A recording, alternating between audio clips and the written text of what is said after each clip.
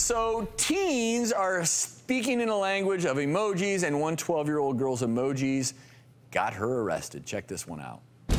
They say a picture can speak 1,000 words, and if that's the case, these seemingly innocent images could spell real trouble and danger. They're called emojis, the cute, clever, and often comedic icons commonly used in our texting. But no one's laughing after a 12-year-old girl was arrested after using emojis of a gun, a knife, and a bomb in which she allegedly threatened her school. The young girl also included such language as killing and meet me in the library Tuesday. Are we living in a new era where dangerous red flags may lie in the most unsuspecting of places? Or is this just a poor choice of words, or rather, harmless emoji? Very bizarre story. Who knows what to make of it?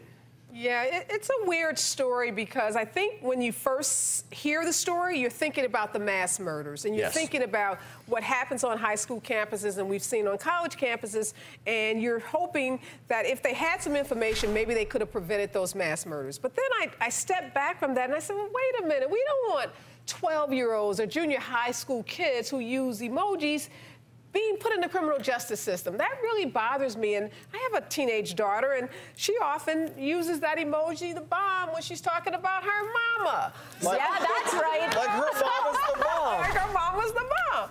So we know these emojis have different meanings depending on who's using them and the context in which they're used. Now, by all accounts in this case, though, there wasn't a lot of confusion as to why this girl was using these emojis. Now, was there real intent? Sure doesn't seem that way, but when you are looking at the current climate and emojis like these are being used, and again, the intent we don't know, but it was clear that she was using these in a threatening way. You're right, Travis. There was some bullying that was going on in this school, and this young girl had been bullied, and she was angry and she was upset. And I'm all for getting a search warrant, search her locker, maybe even go to her home and search her home. See if she has access to a knife or a gun or any kind of weapon.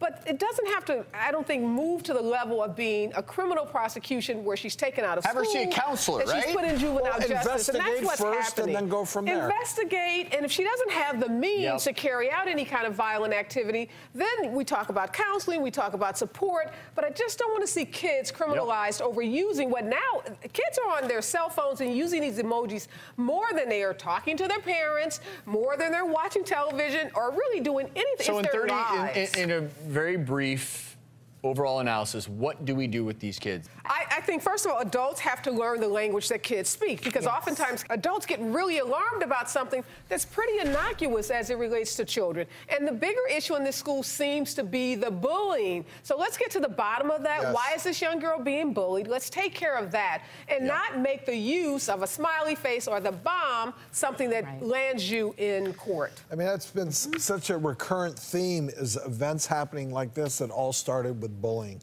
I think the message is, if you feel bullied, communicate to parents, communicate to the school staff, and let's do something to stop the bullying, not stop the harmless use of emojis. I actually, it's like, you know, you blow it up, and I'm like, wait a minute, I'm sorry, I didn't say I was going to blow it up. Can't do that. So confusing. More to come.